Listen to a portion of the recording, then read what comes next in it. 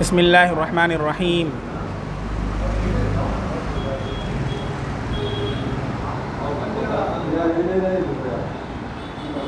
کہاں سے ہے سوال؟ مفتی صاحب، کیا ہر نئے کام سے پہلے استخارہ کرنا چاہیے؟ استخارے کا اصل طریقہ کیا ہے؟ کیا کسی مولوی سے استخارہ کروایا جا سکتا ہے اور وہ اسی وقت استخارہ کر کے جواب بھی دیتا ہو تو ایسے استخارہ ہو سکتا ہے؟ عبدالملک بلگرامی، ضلع ہردوئی سے۔ جی، ہر نئے کام سے پہلے استخارہ کرنا سنت ہے۔ اللہ کے نبی صلی اللہ علیہ وسلم، آتا ہے روایت میں کہ اللہ کے نبی صلی اللہ علیہ وسلم صحابہ کو استخارہ بہت تاکید کے ساتھ سکھایا کرتے تھے۔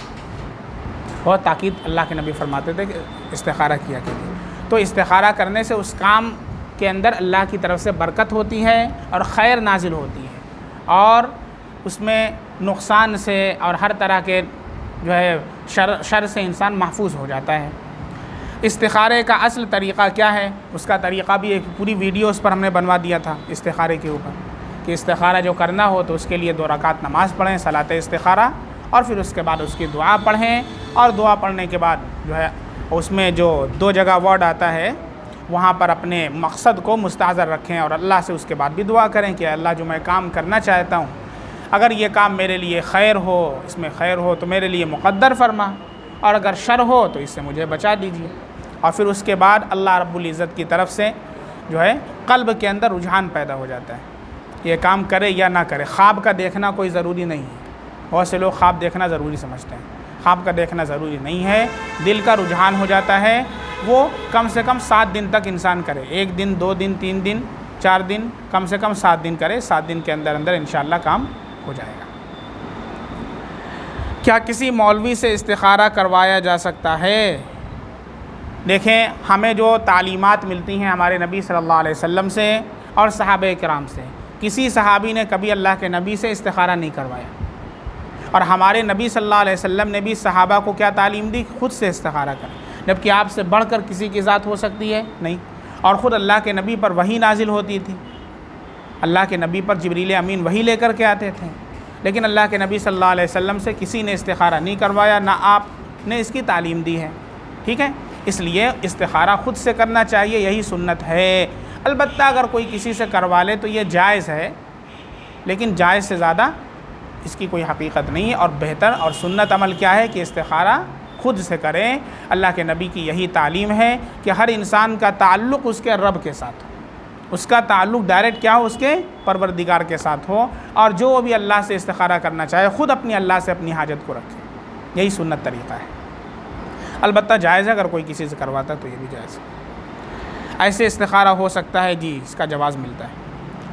یہ جو سوال ہے یہ تو میں نے جواب دے دیا ہے، 4 جو شق میں سوال ہے اس کا، حسین حیدرآبادی صاحب کا، اس کا جواب تو ہم نے دے دیا ہے، اس سے پہلے وہ آ چکا ہے۔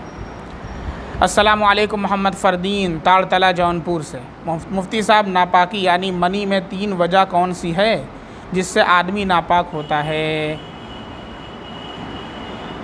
نہیں سمجھ آ رہا ہے؟ منی تو خود ناپاک ہے، اس میں وجہ کی کیا ضرورت ہے؟ جو چیز نص سے ثابت ہو اس میں وجہ تلاش نہیں کرتے ہیں۔ نماز فرض ہے، کیوں فرض ہے؟ چوں چرا نہیں، اللہ کا حکم ہے، اللہ کے نبی کا ارشاد ہے، فرض ہے۔ بات سمجھ میں آ رہی ہے؟ وجہ کچھ ہو جائے نہ ہو، منی تو ناپاک ہے۔ السلام علیکم مفتی صاحب، میں صابر حسین، کھگڑیا ضلع بہار سے۔ میرا سوال یہ ہے، کیا ڈیلیوری کے بعد لیڈیز کا کسی چیز کو چھونے سے کیا وہ ناپاک ہو جاتا ہے، یا کسی گھر میں جانے سے اس گھر میں رکھا تیل پانی کا اثر ختم ہو جاتا ہے؟ اس کے بارے میں تفصیل بتا دیں۔ نہیں، بالکل ایسا کچھ نہیں ہے، یہ صرف لوگوں کی اپنی سوچ ہے اور لوگوں کا اپنا خیال ہے کہ نہیں، کہ اب وہ ڈیلیوری ہو گئی تو اس کے بعد اس گھر کا سارا سامان منتقل کرتے ہیں، یا اس کمرے کا جو ہے سامان چینج کرتے ہیں، سوچتے ہیں، اس طرح کا تصور ہے۔ تیل بھی شیشی کے اندر پیک ہے تو سوچیں گے وہ ناپاک ہو گیا، ایسا کچھ بھی نہیں ہے۔ اور ان ساری چیزوں کو مٹانے کے لیے اور ختم کرنے کے لیے اسلام آیا ہے۔ پہلے کیا حقیقت تھی؟ عورت کو ماہواری آتی تھی تو اس کو ایک کمرے کے اندر قید کر دیا جاتا تھا، ایک کمرے میں بند کر دیا جاتا تھا جب تک اس کو ماہواری آتی تھی، اور اس کا کھانا نیچے سے کسی دور سے کسی لاٹھی اور ڈنڈے وغیرہ سے ایسے کر کے دے دیا جاتا تھا۔ اسلام آیا تو اس نے ان ساری چیزوں کو ختم کیا۔ اللہ کے نبی صلی اللہ علیہ وسلم نے خود عمل کر کے دکھا دیا، چنانچہ اماں عائشہ رضی اللہ عنہ فرماتی ہیں کہ میں حائضہ ہوتی تھی میں حائضہ ہوتی تھی اور میری گود میں سر رکھ کر کے میرے نبی قرآن کریم کی تلاوت کیا کرتے تھے۔ یہ ہے اسلام۔ بات سمجھ میں آ رہی ہے؟ یہ ساری چیزیں تو جاہلیت کی چیزیں ہیں، ان چیزوں کو مٹانے کے لیے اسلام آیا ہے، اور آپ مسلمان ہو کر کے اگر کوئی ایسا کام کرتا ہے تو وہ پھر زمانے جاہلیت کی طرف واپس جا رہا ہے۔ میرا نام محمد وسیم اور میں اتر پردیش کا رہنے والا ہوں، ضلع سنت کبیر نگر، گاؤں بھینسا معافی۔ میرا سوال یہ ہے کہ اگر کسی کے یہاں میت ہو گئی اور وہاں مدرسہ کے بچے قرآن خوانی کرنے جاتے ہیں تو میت کے گھر والے جو کھلاتے پلاتے ہیں، کیا اس کو کھانا جائز ہے؟ کچھ لوگ کہتے ہیں کہ ناجائز ہے، آپ کچھ رہنمائی فرمائیں۔ بھائی اصل یقین کیا ہے، کسی کا انتقال ہو تو قرآن کریم خود سے پڑھ کر کے بغیر کسی کے فورس کے اور بغیر کسی اجرت کے اور بغیر کسی معاوضہ کے انسان خود سے قرآن کریم پڑھ کر کے ایصال ثواب کر دے، اور وہی پہنچتا بھی ہے۔ جس تلاوت پر اجر لیا جاتا ہے اس کا ثواب ہی نہیں ملتا۔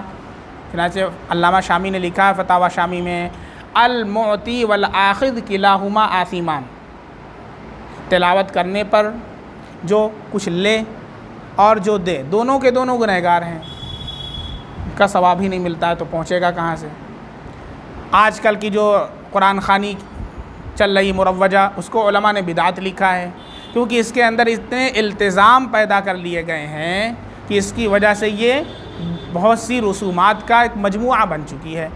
اس لیے مدرسے کے اندر یا جہاں پر بھی جو حافظ صاحب ہوں، امام صاحب ہو، مساجد کے اندر اعلان کروا دیا ہے فلاں کا انتقال ہوا ہے، آپ حضرات دعا کریں، اپنی اپنی جگہ پر لوگ پڑھ کر کے ایصال ثواب کر دیں، بس یہ سب سے بہتر طریقہ ہے، ٹھیک ہے؟ اور التزام پایا جائے گا تو بدعت ہوگا، یہ آپ نے پوچھا ہے کہ جو کھلایا جاتا ہے تو یہ التزام پایا جاتا ہے، کہیں گے التزام نہیں ہے، ٹھیک ہے نہ کھلائیے، تب دیکھیے کتنی گالی آپ کو ملتی ہے۔ آپ جو کہہ رہے ہیں التزام نہیں ہے نا، بلوائیے مدرسے کے بچوں کو یا کسی صاحب کو بلوائیے، جلیبی نہ دیجیے، وہ بیٹھا رہے گا پڑھ کر کے انتظار میں، کیا ابھی جلیبی آ رہی ہے؟ بھئی کس چیز کی جلیبی؟ پڑھنے کا اجرت لینا ہی جائز نہیں ہے، کہیں گے ہم اجرت نہیں دے رہے ہیں تو ٹھیک ہے، ایسے ہی آپ جا کر اس کے گھر دوسرے دن پہنچا دیجئے 1 کلو امرتی، کوئی منع نہیں۔ یہاں جو پڑھا ہے اس کے بعد آپ دے رہے ہیں، المعروف کالمشروط اسی کو کہتے ہیں۔ جو چیز عرفاً معروف مشہور ہو جاتی ہے نا، وہ مشروط کے درجے میں ہوتی ہے، فقہ کا قاعدہ ہے، سمجھ میں آیا؟ جیسے کہیں پر یہ رواج بن گیا ہے کہ کوئی پڑھے گا تو اس پر اجرت ملے گی، اب کسی نے پہلے سے اگرچہ نہیں کہا ہو کہ ہم کو جلیبی چاہیے، لیکن چونکہ وہاں عرف بنا ہوا ہے اس لیے وہ ایسے ہی ہوا گویا کہ اس نے شرط لگائی۔ اس لیے یہ قرآن خوانی جو مروجہ چل رہی ہے یہ بدعت ہے، اس سے بچیں، اس کا ثواب بھی نہیں ملتا ہے اس طرح قرآن پڑھنے کا، اور یہ تو حد ہوتی ہے، میں نے سنا اس طرح جو ہے قرآن کریم کو گھسیٹ کر کے پڑھتے ہیں، جو اس طرح کے پڑھنے والے ہوتے ہیں کہ اس میں قرآن کریم کے ساتھ سمجھ لیے کھلواڑ کیا جاتا ہے، یہ علمون تعلمون والی بات ہوتی ہے۔ تو بھئی آپ پڑھیں، میں نہیں کہتا ہوں کہ آپ 10 قرآن پڑھ کر کے بخشیں، آپ ایک سورت پڑھ کر کے بخشیں لیکن صحیح پڑھیں نا، اس کا ثواب ملے۔ آپ نے کہنے کو تو 10 کہہ دیا ہے اور پتہ چلا کہ ایک آیت بھی صحیح نہیں پڑھی گئی ہے، اس کا تو ثواب ہی نہیں ملے گا، ایسے پڑھنے کا کیا فائدہ؟ اللہ تعالیٰ ہم سب کو علم و عمل کی توفیق عطا کرے۔ اور کوئی سوال ہے؟ شام کو انشاءاللہ۔ سبحان اللہ بحمدہ، سبحانک اللہم وبحمدک، اشہد ان لا الہ الا انت، استغفرک و اتوب الیک۔ سبحان ربک رب العزۃ عما یصفون وسلام علی المرسلین۔